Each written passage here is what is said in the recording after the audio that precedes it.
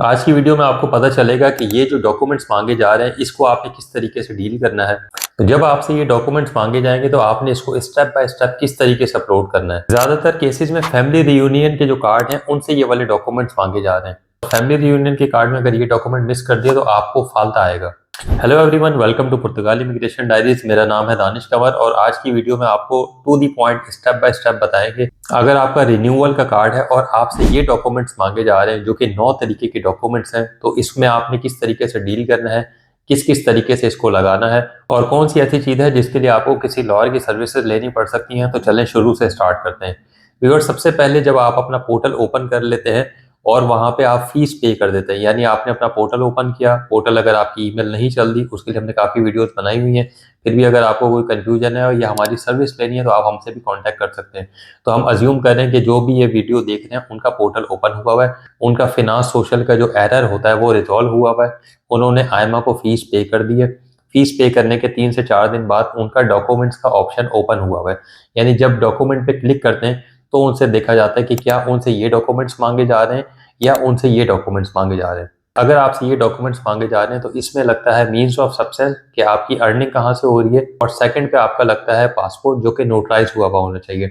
लेकिन बहुत से केसेस में जिनका फैमिली रियूनियन की बेस पे कार्ड है, या जिनका नॉर्मल कार्ड है, या जिनका D2 D7 D8 का कार्ड है, या जिनका 88 और 89 का भी कार्ड है, लेकिन बहुत से ऐसे केसेस में अब आईएमआई ये वाले डॉक्यूमेंट्स आपसे डिमांड करिए।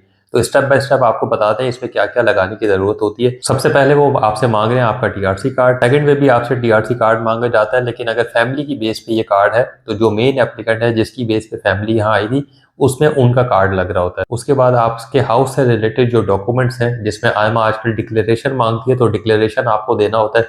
अगर आपके पास डिक्लेरेशन नहीं है तो फिर आप अदर डॉक्यूमेंट्स पे जा सकते हैं। कोशिश करें कि आप डिक्लेरेशन ही अरेंज करें, अदरवाइज आप टैक्स डोमिसाइल या इससे रिलेटेड और डॉक्यूमेंट्स आप अटैच कर सकते हैं उनको ये शो करने के लिए कि मैं इस एड्रेस पे रह रहा हूँ। इसके बाद जो सबसे इंपॉर्टेंट चीज़ है, जो लोग जिसमें कंफ्यूज हो रहे हैं, इंटर्नशिप से रिलेटेड।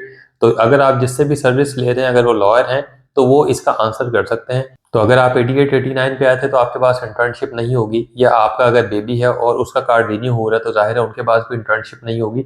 इस हवाले से आप लॉयर से कंसल्ट कर सकते हैं जो भी आपको सर्विसेज दे रहे हैं, या अगर आप हमारी सर्विसेज भी लेना चाहते हैं तो ये वो चीज़ है जो लॉयर खुद इसका आंसर करके आपको देते हैं।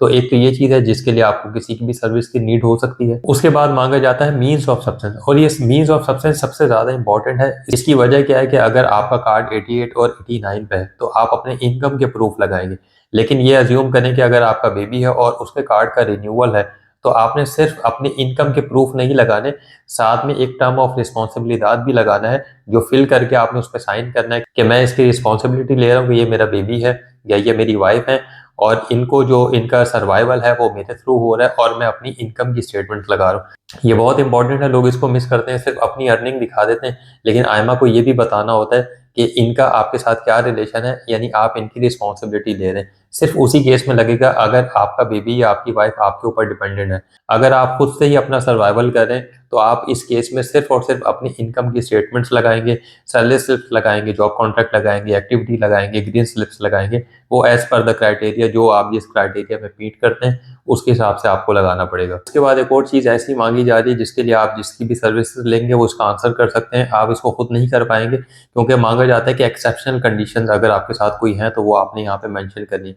अभी क्यों इन्होंने इस तरह मांगा है, उसकी वजह यह है कि आयमा ने सबके लिए अब एक ही पोर्टल दे दिया है कि जो भी लोग चाहे D2 पे हैं, D7 पे हैं, 122 पे हैं, जिस भी आर्टिकल पे हैं वो इसके थ्रू अप्लाई करेंगे। तो हो सकता है कि कोई जो जिस क्राइटेरिया में मीट कर रहा हो, जैसे किसी का अगर एक्सेप्शनल केस होगा तो वो वहाँ पे मेंशन करेगा।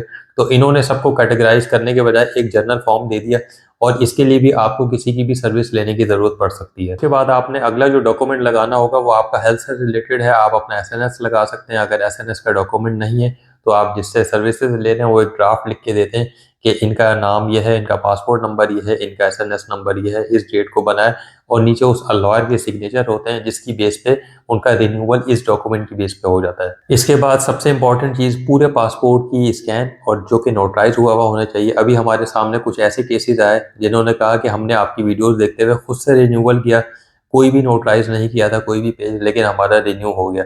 लेकिन मेरा आपको मशवरा ये है कि पासपोर्ट आपका कंप्लीट ऑल स्कैन होने चाहिए और नोटराइज हुआ हुआ होना चाहिए, ताकि आपको आगे चल के भी कोई फालता ना आ सके, क्योंकि डिपेंड करता है केस टू केस। कोई आईएमए का ऑफिसर ऐसा था जिसने उसको अंडरस्टैंड कर लिया, कोई ऐसा होगा जो उस पर ऑब्जेक्शन क्रिएट करेगा। तो आप पहले से कोशिश करें कि डॉक्यूमेंट्स ऐसे रखें कि आपको कोई फालता ना आए। और यही वो चीज़ें होती हैं कि जब आप किसी प्रोफेशनल की सर्विसेज ले रहे होते हैं तो वो उन डॉक्यूमेंट्स को उस तरीके से अलाइन करके लगाते हैं ताकि आपको फालते का चांस कम से कम हो जाए। और आप डॉक्यूमेंट शुरू से ही ऐसे रखें ताकि आपको आईएमए की तरफ से कोई भी रिक्वायरमेंट जिसको फालता कहते हैं वो ना आ सके। लास्ट में आपका लगता है क्रिमिनल रिकॉर्ड, अगेन वही चीज़ है कि अगर आप किसी की सर्विसेज ले रहे हैं तो लॉयर अपने लेटर हेड पे लिख के देते हैं कि इनका क्रिमिनल रिकॉर्ड सही है, इनके साथ कोई भी ऐसा क्राइम नहीं है, और वो उसकी रिस्पॉन्सिबिलिटी लेते हैं जिसका डॉक्यूमेंट आपको यहाँ पे अटैच करना पड़ता है। ये सारे बेसिक डॉक्यूमेंट्स हैं और मैं खाली आपको यहाँ बता नहीं रहा, जिन क्लाइंट्स के साथ हमने इसी स्टेप्स को फॉलो किया, इसी तरीके से प्रॉपर लेके चले, उनके कार्ड अप्रूवल हो चुके हैं। आप हमारी सक्सेस स्टोरीज देख सकते हैं फेसबुक, टिकटॉक, इंस्टाग्राम और यूट्यूब पे, जहां आप ये वीडियो देख रहे हैं। तो हमारी ऑलरेडी काफ़ी ज़्यादा सक्सेस स्टोरीज हैं और हम जिस तरीके का काम कर रहे हैं वो आप हमारे गूगल रिव्यूज़ पे जाके चेक कर सकते हैं। तो इन शॉर्ट, अगर आपको ये सर्विसेज लेनी हो आप हमसे कांटेक्ट कर सकते हैं, और अगर आप ये काम खुद से करना चाहते हैं तो आप खुद से भी कर सकते हैं। आई होप ये वीडियो आपको पसंद आई होगी। अगर वीडियो अच्छी लगे तो लाइक कीजिएगा। अगर आपका कोई सवाल है जो कि मुझसे मिस हो गया है तो आप कमेंट बॉक्स में ज़रूर लिख सकते हैं। कमेंट में लिखने से फ़ायदा ये होगा कि जो आने वाले लोग देखेंगे उनको भी इसका आंसर मिल जाएगा। तो आपसे मिलेंगे नेक्स्ट वीडियो में। नेक्स्ट वीडियो किस टॉपिक पे चाहते हैं कमेंट बॉक्स में ये भी बताइएगा। एंड टिल देन, अल्लाह हाफिज़।